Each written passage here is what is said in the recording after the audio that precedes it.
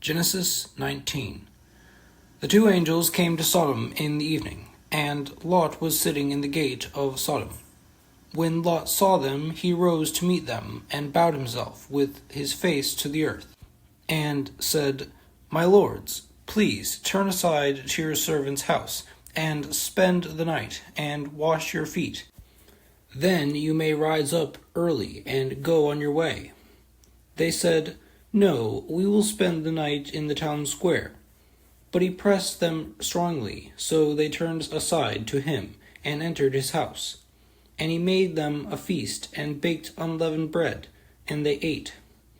But before they lay down, the men of the city, the men of Sodom, both young and old, all the people to the last man, surrounded the house. And they called to Lot, Where are the men who came to you tonight? Bring them out to us, that we may know them. Lot went out to the men at the entrance, shut the door after him, and said, I beg you, my brothers, do not act so wickedly. Behold, I have 2 daughters who have not known any man. Let me bring them out to you, and do to them as you please. Only do nothing to these men, for they have come under the shelter of my roof. But they said, Stand back.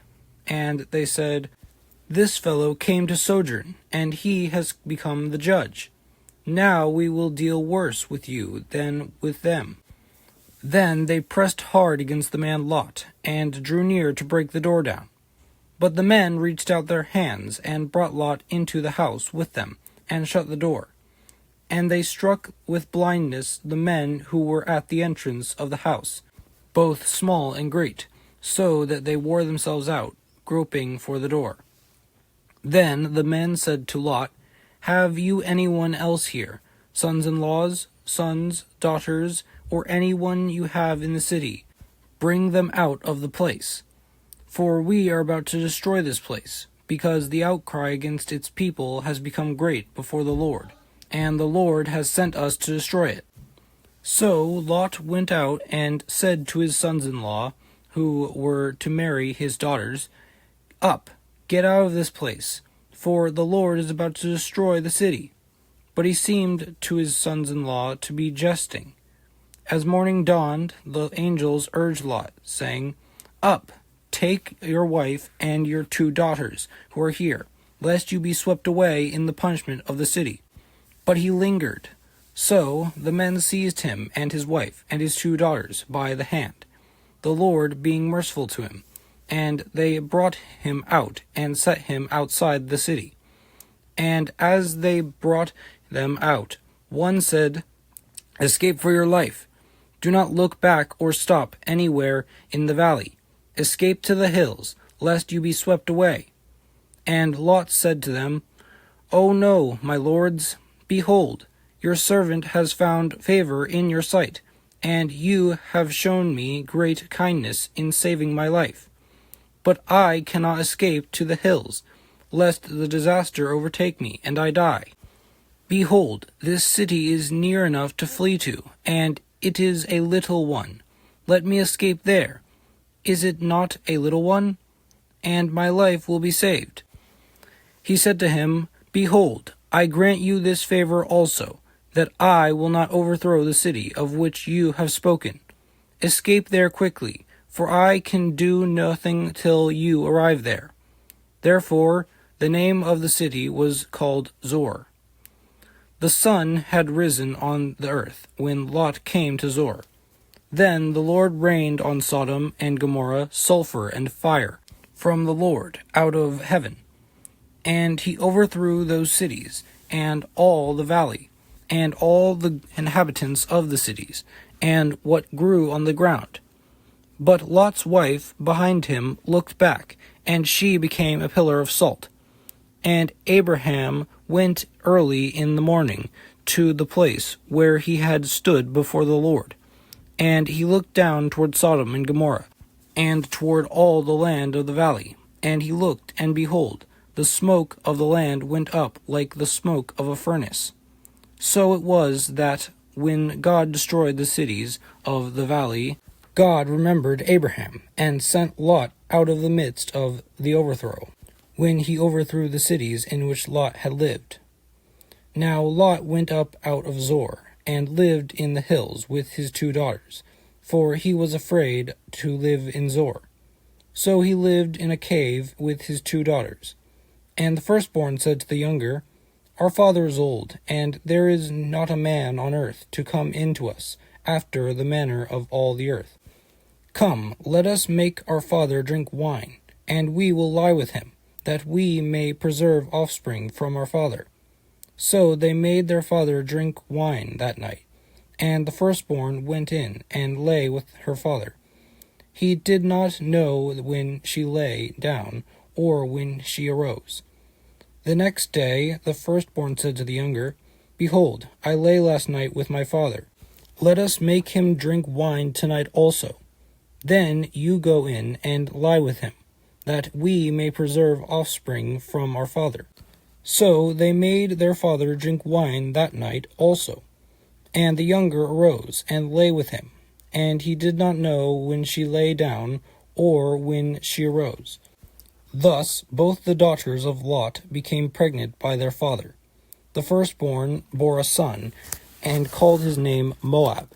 He is the father of the Moabites to this day. The younger also bore a son, and called his name Ben-Ammi. He is the father of the Ammonites to this day. Genesis 20. From there Abraham journeyed toward the territory of the Negeb, and lived between Kadesh and Shur. And he sojourned in Gerar. And Abraham said of Sarah his wife, She is my sister. And Abimelech king of Gerar sent and took Sarah. But God came to Abimelech in a dream by night, and said to him, Behold, you are a dead man because of the woman whom you have taken, for she is a man's wife. Now Abimelech had not approached her. So he said, Lord, will you kill an innocent people? Did he not himself say to me, She is my sister? And she herself said, He is my brother.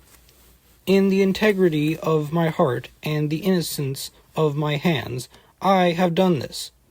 Then God said to him in the dream, Yes, I know that you have done this in the integrity of your heart, and it was I who kept you from sinning against me. Therefore I did not let you touch her. Now, then, return the man's wife, for he is a prophet, so that he will pray for you, and you shall live.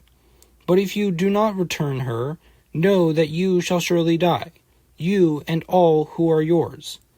So Abimelech rose early in the morning, and called all his servants, and told them all these things. And the men were very much afraid. Then Abimelech called Abraham, and said to him, What have you done to us? And how have I sinned against you, that you have brought on me and my kingdom a great sin? You have done to me things that ought not be done. And Abimelech said to Abraham, What did you see that you did this thing? Abraham said, I did it because I thought, There is no fear of God at all in this place, and they will kill me because of my wife. Besides, she is indeed my sister, the daughter of my father, though not the daughter of my mother, and she became my wife. And when God caused me to wander from my father's house, I said to her, This is the kindness you must do me. At every place to which we come, say of me, He is my brother. Then Abimelech took sheep and oxen, and male servants and female servants, and gave them to Abraham, and returned Sarah his wife to him. And Abimelech said, Behold, my land is before you. Dwell where it pleases you. To Sarah he said, Behold, I have given your brother 1,000 pieces of silver. It is a sign of your innocence in the eyes of all who are with you, and before everyone you are vindicated. Then Abraham prayed to God, and God healed Abimelech, and also healed his wife, and female slaves, so that they bore children. For the Lord had closed all the wombs of the house of Abimelech, because of Sarah, Abraham's wife.